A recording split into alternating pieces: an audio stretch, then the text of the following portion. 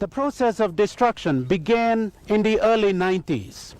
Over 93 permanent buildings were systematically destroyed, set on fire by clans who were rivals of those who lived within the mission station. The destruction was not just to the church and other buildings, but classrooms and the health center as well. It was the end of years of work, as well as value in excess of about 3 million kina.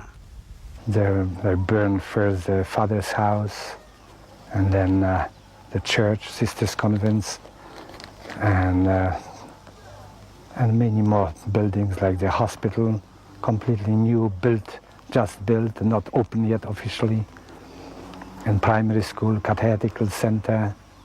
So we estimate about more than 90 buildings burned down within a span of a year. That's a lot. Father Cass was the parish priest of 2 Catholic stations at Wapenamanda at the time of the Troubles, Pompopous and Pumukos. Tribes at war within the Sauk Valley could not comprehend the value of schools and health facilities within the mission station. There was even anxiety over Father Cass's life. Was always afraid that something may happen, but I was more afraid to travel by car because people may have not known who was traveling. And by motorbike, I was the only one traveling around, so I was sure that if somebody wanted to kill me, he would kill me anyhow, either by car or by motorbike. So I always traveled by motorbike, almost every day, through the fighting area. Sometimes they stopped me about a kilometer before, when there were the really hot spot when there was a fighting. So I stopped, waited for a time, and listened whether there were any gun shots heard.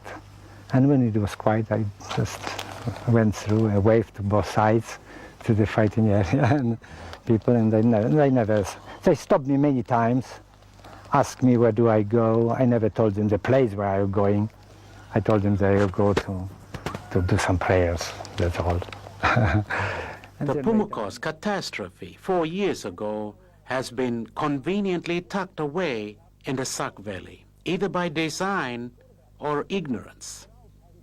We try to discuss it among ourselves, what the causes may have been, why our mission station was burned down. Of course, not our mission station. In the first place, the villages were burned down. And nearby, about 3 kilometers beyond or behind our mission station, there was even a police station. And the police moved out already some few years back, before the burning, because everybody felt unsafe. Serious allegations are still being made in this valley that the state stood by and allowed the death of more than 200 people, did nothing to protect mission-run services worth millions of kina that not even the state could match in an outstation, and has not investigated the involvement of local politicians in the Troubles.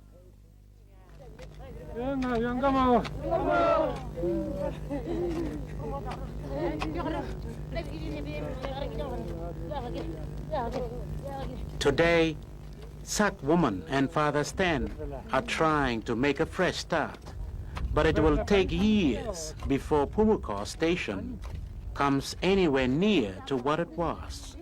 I'm not in a hurry to go ahead with rebuilding. I think it should be a longer process.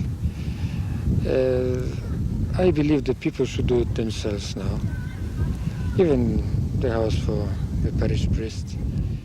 In all the seriousness of the situation, there is a human side.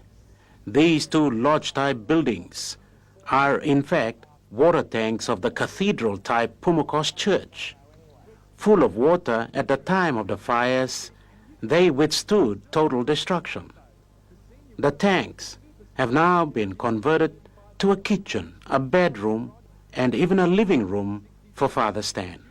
Very comfortable, warm and warm during night and cool during day, and space enough for one person. Oh, I can accommodate even some visitors.